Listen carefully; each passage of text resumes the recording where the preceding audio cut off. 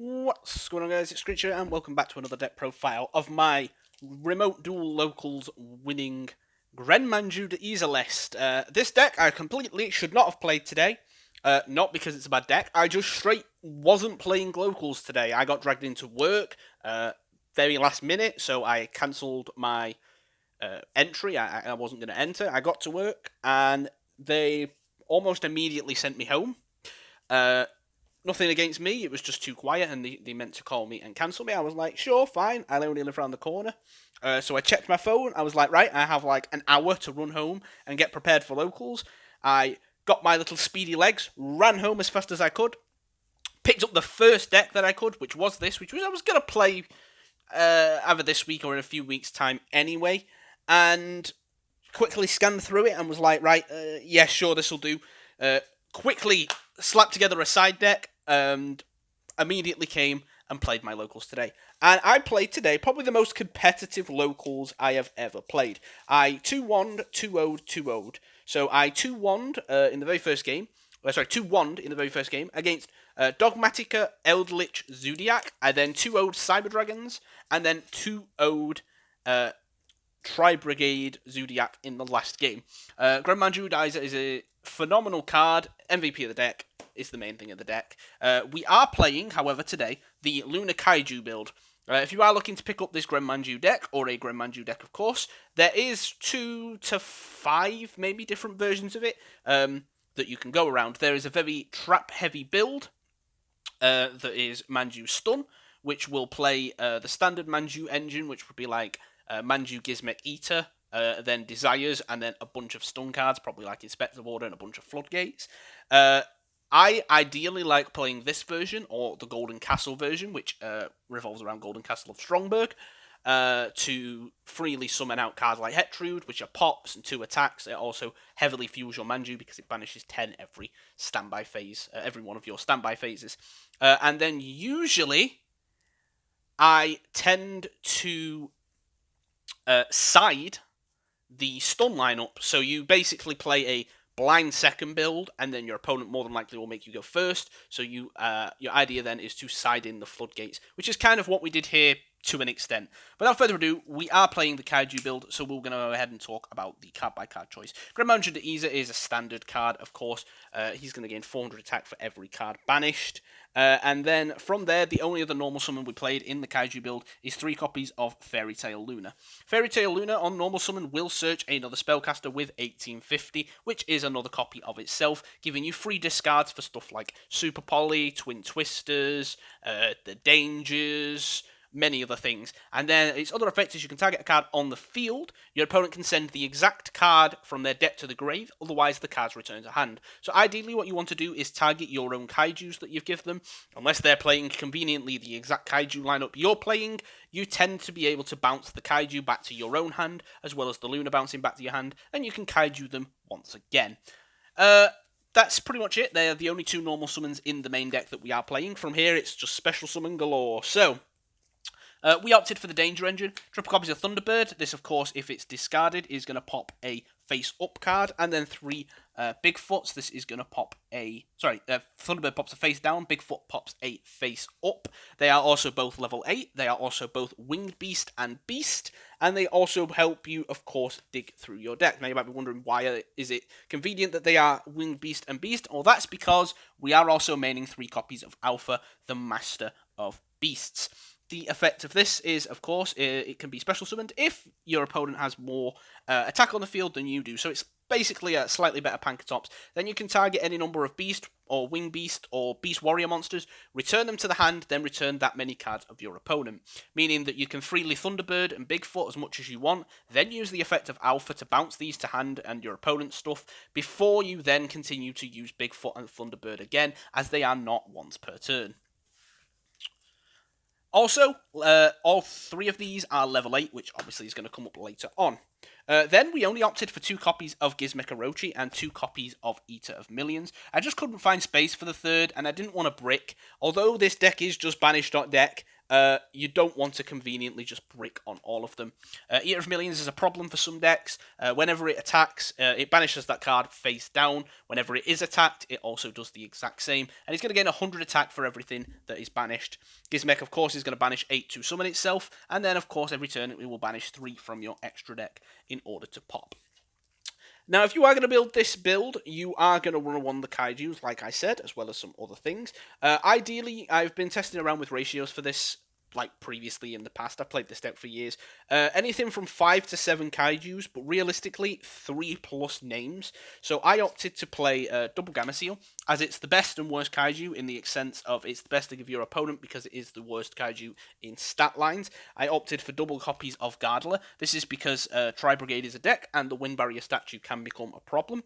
I then also played 2 copies of Radion. This is here because it's a dark and people don't know this, but Verte Anaconda doesn't just send a fusion card, people. It targets a card and makes it dark. So you can give them this, make a Verte, target something else to make it dark, send a Super Poly, make a Starving Venom.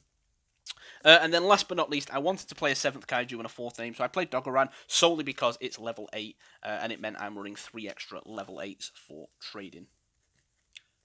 You won't be triggering any of the Kaiju effects unless your opponent's playing not Interrupted Kaiju Slumber. What's the card called? Kyoto Waterfront. Moving on to the spells. Triple copies of Trading. Discard level 8, draw 2. Cat standard stuff. Triple Super Poly. So Board Breaker, you can change this out for anything, evenly matched. Lightning Storms, Forbidden Droplets, all very good, valid arguments. I just opted for Super Poly today. It is a very good card. Super Poly in against Shadows is always good. Dragon Link, it outs Dragoon, it outs everything. Triple copies of Interrupted Kaiju Slumber. This is a complete board wipe, and remember, people, this searches from the grave. You banish it from the grave, you can search a Kaiju monster. So remember that, because I did that so much today. I Kaiju Slumber to search a Dogoran just so I could resolve a trading. It's just little things like that that will send this deck up in the rankings. You've just got to be aware of things like this. And of course, it's a complete Regeki. And then the last 5 cards we play, 3 copies of Desires, standard stuff. Ash this, and you just laugh at them, and you're like, it's fine, I just wanted to pay the cost, to be fair.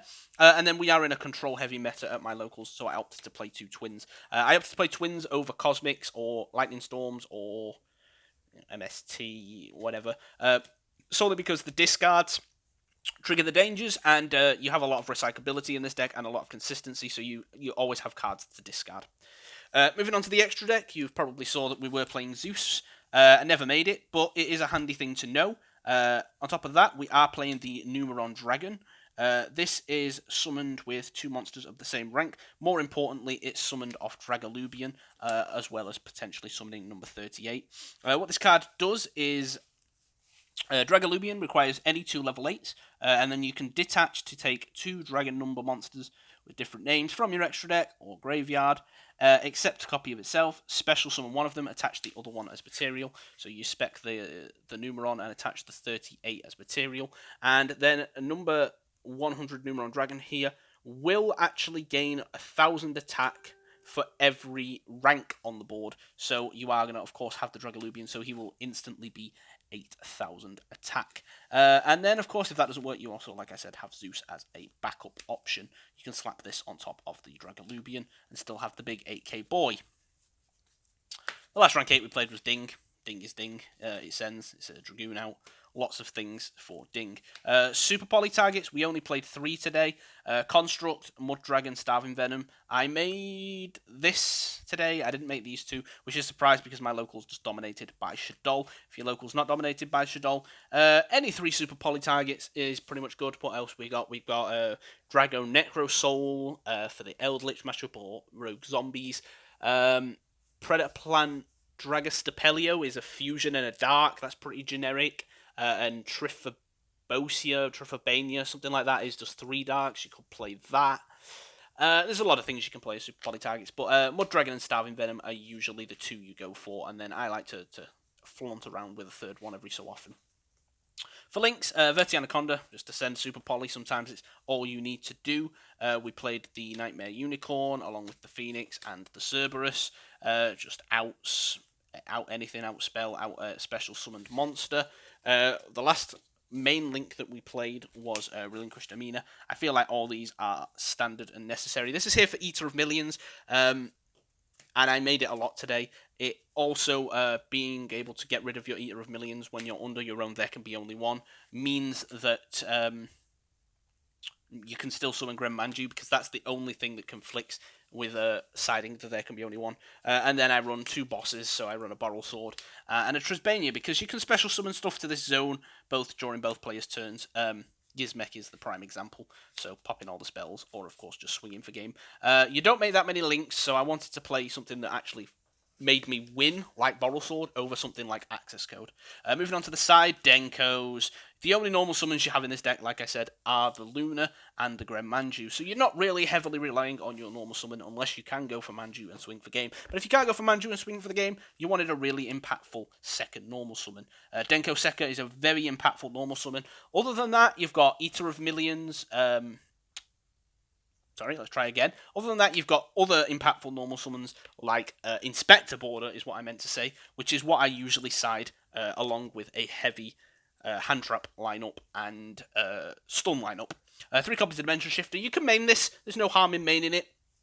But I just decided to side it today. Glad I sided it, because the first game, if I'd have saw this, it would have just been curtains. It did absolutely nothing in the control matchups, like Eldlich, Subterrors. They just set 5 and pass. You don't really care about getting shifted. But in the Tribrigade matchup, and I think the Cyber Dragon matchup, they both came up. Again, you don't need your normal summon, so I opted for Sphere Modes over Nibiru's, just in case. And then triple copies of Forbidden Droplets, probably the best going second card in the game, and then triple copies of the There Can Be Only One, which I sided in most games. If you're not liking this for whatever reason, budget, whatever, because, droplets are expensive, you can go ahead and side basically the full stun lineup. So you would side 3 Inspector Borders instead of this, and then 12 Floodgates. Usually I'd go There Can Be Only One, Summon Limit, Crackdowns, Solemn Strikes, or Judgment Strikes, something like that. Or, of course, Denko instead of the Inspector Border. But that's it. That's the whole list, start to finish, top to bottom. Like I said, matchups were Dogmatika Zoo Eldlich, which I won 2-1, Cyber Dragons, which I won 2-0, and Tribrigade Zoodiac, which I won 2-0 as well. Hope you enjoyed the video. If you have, leave a like, comment, and subscribe. I do upload these deck profiles pretty much every Saturday from my locals. And yeah, thank you for letting me out early, because otherwise I wouldn't have played, and you were getting a completely different video this Saturday. I cancelled all of my plans to go to work, but it worked out in the end. So hopefully you enjoyed the video. If you have, leave a like, comment, and subscribe. It's been Buster Rich, guys. Peace.